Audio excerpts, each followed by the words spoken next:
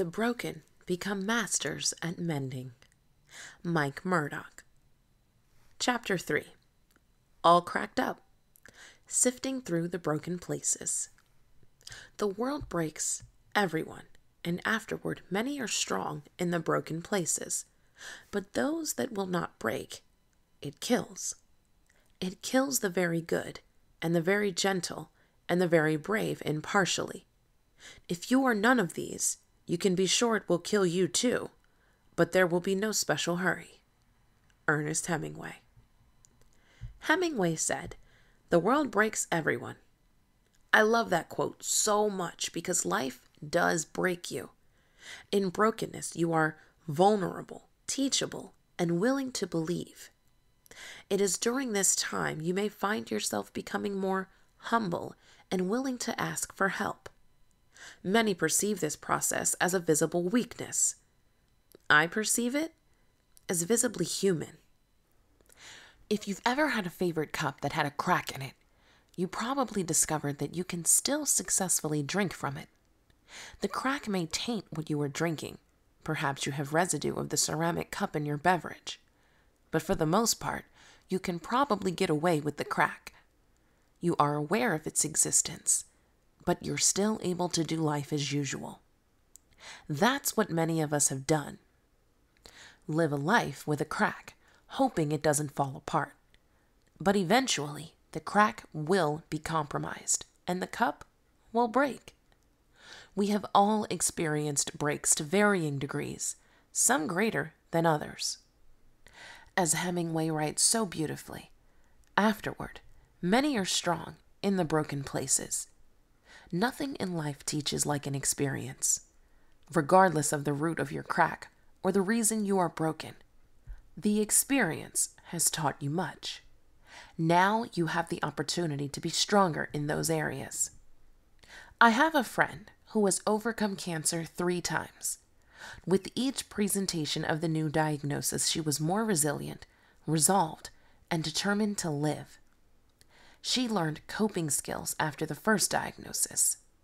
She learned how to take a sucker punch when she thought she was out of the woods the second time.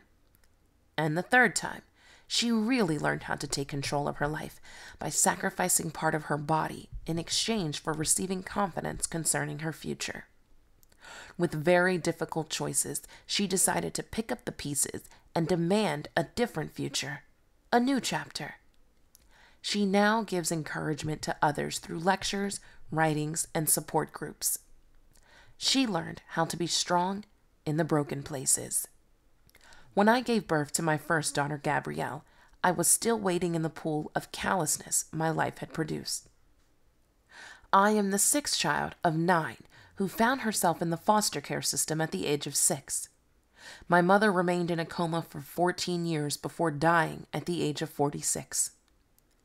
Through my multiple foster homes, I learned to rely only on myself. I discovered at a young age that strangers could not be trusted, and family could be worse than an adversary. So when Gabrielle was born, it seemed natural to endure motherhood alone. I lived in Atlanta, miles away from my Massachusetts roots and the family and friends I nurtured over the years. I assumed every responsibility, from feeding to housekeeping, bathing, and the like. It was my job. My husband found his place in all of this, and it was, by my own training, to do as little as possible. Others reached out to help me, but I declined, thinking I wouldn't want to owe them anything.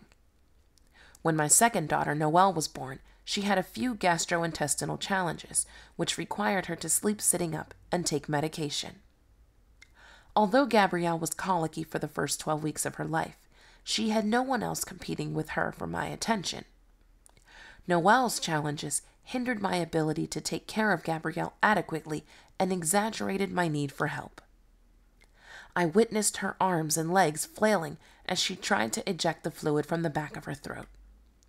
I was afraid to lay her down because she often choked from vomiting and could not recover well in a horizontal position.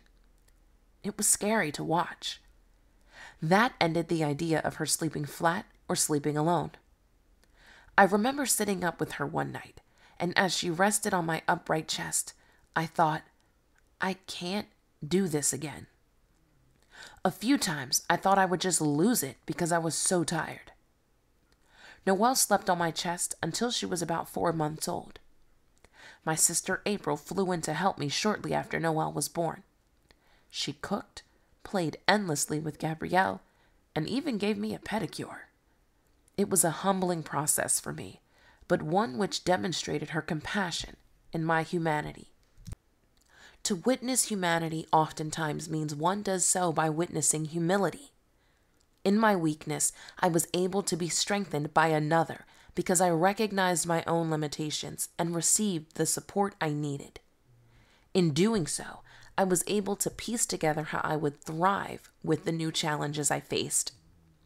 I pieced together how my parenting style would have to change, how I would have to solicit and receive support, how I would have to dismantle the crown of every woman and realize I was still human, in need of rest and emotional rejuvenation. Furthermore, no one was going to hand out a medal if I did everything myself. My reward needed to come from within, and it would begin by recognizing that what I had done before was not an option. I would need to reward my life and the life of my new daughter with a new cup. The cracked one would no longer hold up. It had been compromised and was now broken. Not destroyed, simply broken.